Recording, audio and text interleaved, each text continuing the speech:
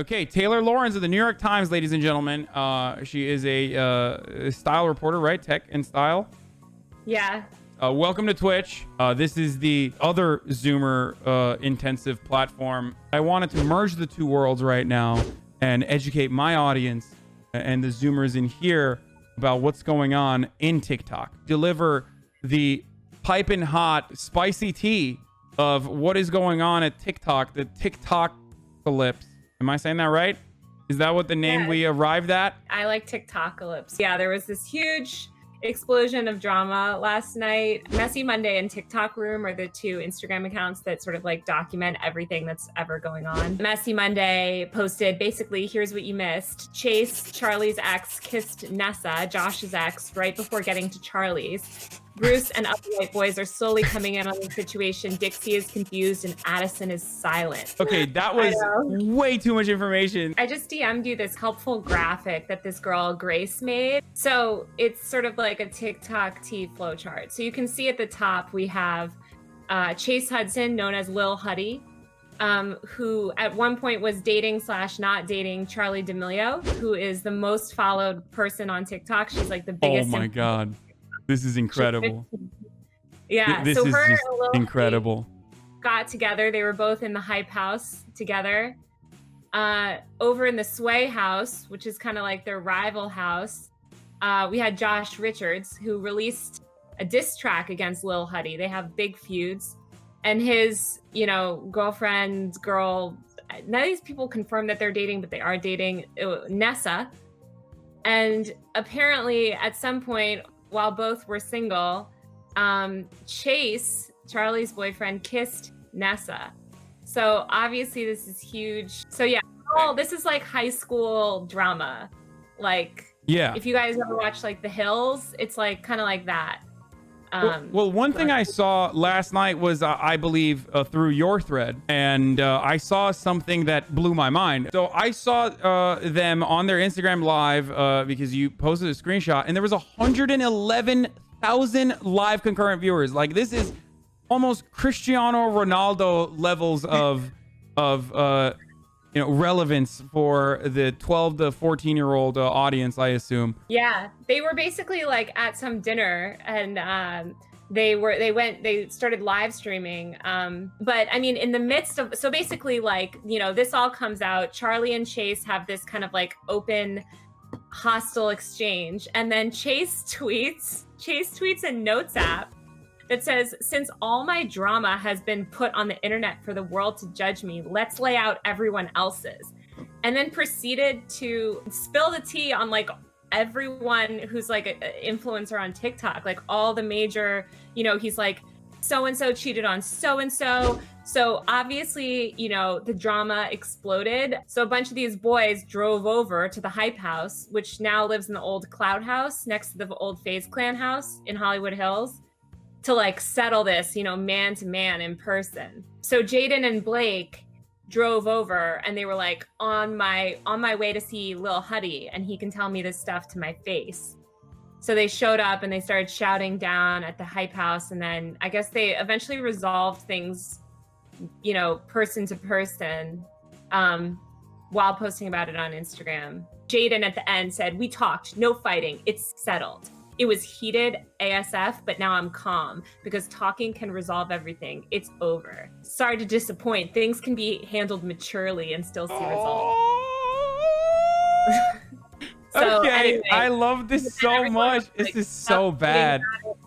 This is so awful. A lot of them look the same. Like, they all have sharp jaw lines. They all have the same haircut. They all literally look the same. Their defining features are nearly identical. How do you tell them apart from one another? Virtually impossible for me to tell who is who. I think all these kids just look like, I don't know, once you get older, you kind of can't tell the difference between a lot of them. They all look like teenagers. I appreciate their ability to kind of resolve things amongst themselves. But also, I just love that they were like, this is how we've maturely resolved it, after getting into very public Twitter beef, like leaking all the drama on each other, and then like live filming themselves confronting each other. There was paparazzi at the Hype House capturing the confrontation. The paparazzi got him. Yeah, they follow these kids around. It's This is just- like the next generation of big YouTubers. They're all growing insane on YouTube, like insane numbers. I'm just gonna go forward with my conspiracies. This was a fake, manufactured outrage, cultivated drama for clicks. Wow, I can't believe that you suggest that something that TikTokers would do would be just for views. I like Charlie. She's just a kid. She's like the youngest of all of them, and she started tweeting out like Black Lives Matter stuff in the middle of all this to kind of like make a point about what really matters. That's activism. Okay, that's cool. That's actually one thing I have noticed. A lot of these teens, they have established positions that previous generations would not automatically by default agree with. That there was contention, even with Black Lives Matter versus All Lives Matter, that sort of thing. Like, and now I feel like this new batch of activists, or not activists, influencers, are like automatically pro BLM. Even though I do see a lot of conservative TikToks going around. So like the big news in political TikTok recently is that Nick Videos, who is like kind of this famous, like he kind of got famous as like a Trump supporting teen. And he's like kind of a political influencer. He sort of came out against Donald Trump. Trump's rhetoric has done tremendous damage to the social fabric of this country. Oh, he's shirtless. I no longer support Donald Trump. Oh, he's playing Baby or Shooting Star in the background. No like psych. He said no psych. At first, I thought it was going to be a psych, but then he said no psych. So now I know it's real. Trump's divisive rhetoric has done tremendous damage to the social fabric of this country. Sorry. Okay, so he was originally a Trump supporter, you're saying? Like he had like pro-Trump. Yeah, and he was like really viral for that. And then now he has decided that he doesn't support Trump. Everybody likes to say that Trump is this awesome businessman, you know, he's so good with his money and all this crap, you know, all this and that. But let me explain something to y'all. Trump inherited hundreds of millions of dollars from his dad.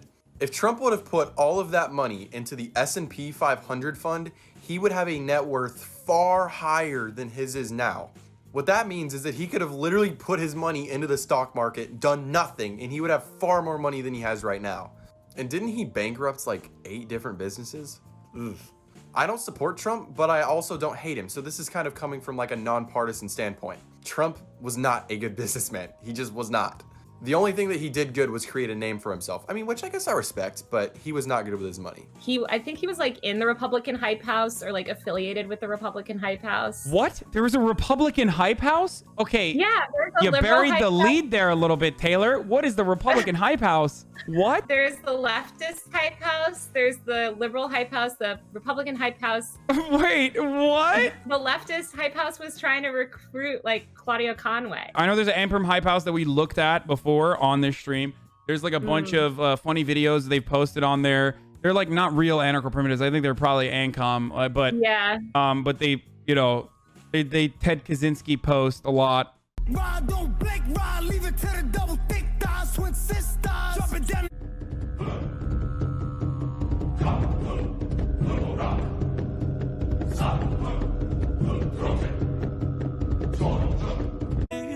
Girl, you're making it hard for me.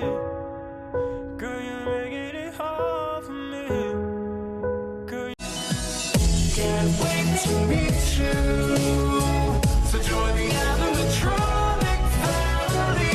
We open real soon. Yeah, listen.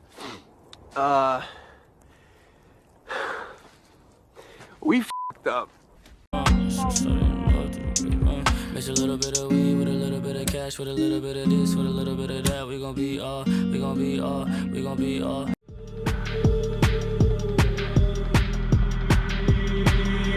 Give me love, give me love, give me love, give me love when I'm gone. The like conservative Hype House, the Republican Hype House has Instagram live debates with the liberal Hype House. And they like debate each other on stream. Oh my God, this is so juicy. Oh, this is so great. They debate on TikTok Live and on IG. Oh my God. Okay, so these aren't real. This isn't like associated with the actual Hype House They have 745,000 followers. Oh my lord. I can't believe that I'm about to say this, but I agree with Mike Pompeo. They should ban TikTok. So the one thing I did notice though is that like they still look like TikTokers. They're talking about NFL will play Black National Anthem, lift every voice and sing before each week in game. Let's see what this is about. So here's a newsflash, NFL. We already do have a Black National Anthem, and a white national anthem, and a Hispanic national anthem, and an Asian national anthem, and so on. Let me guess, the payoff is going to be that all the national anthems are the same. It's the one national anthem, the United States of America, the Star Spangled Banner. That's what he's going to say, right? So forth. This dude looks more like a regular Republican than a TikToker. That's why I clicked on it. This dude with the big beard. Called the national anthem. Shocked to find out. Meanwhile, there's a video of Lil Huddy saying the N-word while sipping on a Capri Sun. Says Yeah, one so of my Lil Zoomers. Huddy famously said the N-word once. Is he voting for Joe Biden? But I tell you, if you have a problem figuring out whether you're for me or Trump, then you ain't black. And there's a liberal hype house, which only has 158 followers, so that's not it, probably. The left No, there's like the main one that the conservative hype house debates with has several thousand followers. So the leftist hype house is much smaller than the Republican one, is what I'm seeing here. Yeah. Oh, there's so many. Okay, going forward, I'm gonna start hyping up the leftist TikTokers on this broadcast. They definitely have fewer than the Republican hype house or conservative hype house or whatever. They definitely have fewer. There is the main one that has several thousand that is the one that debates. They changed their handles. Like after that article came out, like a bunch of them changed their handles, and I was like, why did you change your handle? I just mentioned your handle in the New York Times. Why did you? Where, oh, where'd my sister Evelyn go? Is she with the doctor or the plumber or the dentist or the handyman? Did she go to India or Africa or Wichita or Pakistan? Did she go and join the Navy or go completely crazy? Or is she playing a trick on me? Yes, hello. I was wondering if you could play that song again. Which one, man? The one that goes bop boop boop bop boop beep. No, man, you're thinking of beep boop boop bop. Boop beep beep boop bop.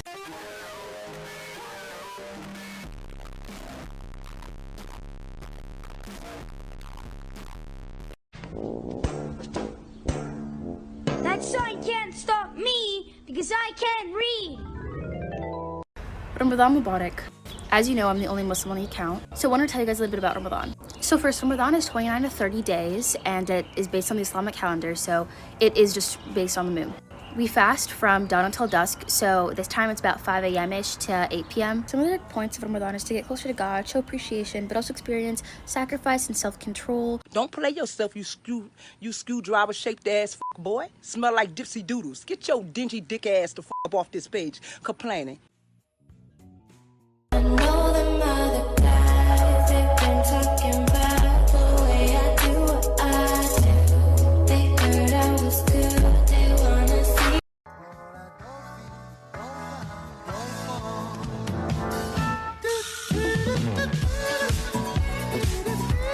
What do you think about TikTok getting banned potentially? Do you have any opinions on the matter? Do you think it'll happen? I don't cover regulation at all. I like slacked our tech policy reporter about this at like 8 a.m. this morning because I was like, are they really going to ban TikTok? I don't think they are. So that's my thought on it. Yeah, if it happens, it's literally going to be a meltdown, and it would destroy so much in the entertainment industry right now. I just can't imagine. One thing we haven't even mentioned here is that you yourself are a gigantic, like actually gigantic TikTok star yourself, aren't you? Oh my, look at this. Look, like, guys, you guys, not only have we entered the TikTok phase, but we started off by interviewing an actual TikTok celebrity. You have more followers than all of these leftist and liberal TikTok accounts. I know. My content, some content does like really well, and some content like bombs. That's the thing with TikTok. It's like, even if you have all these followers, your content can still bomb. Have you seen like the moms on TikTok? Like the moms of some of these TikTok stars? Wait, what? They have their parents on there too? Basically, like a bunch of these TikTok stars like have gotten their families in on it. And the moms who are like these women in their like 40s are like doing the TikTok dances. I just think it's funny. Oh God. Okay. How do I make it on TikTok then? Now that you're an expert, I'm talking to an expert TikToker. What am I supposed to do? Am I supposed to dance? Like how do you make it on TikTok? You could just do like the like memes and like commentary, like in the like there's like main TikTok and then there's like alt TikTok. I feel like you could do well in alt TikTok. It's like the like not like straight TikTok kind of. There's like a bunch. I mean, all the YouTubers are on TikTok, so I think you just gotta hop on and start making content. You just have to post a lot. All you need is like a couple of videos to go viral and you'll get traction. Thank you so much, Taylor. Thanks for having me. It's great chatting.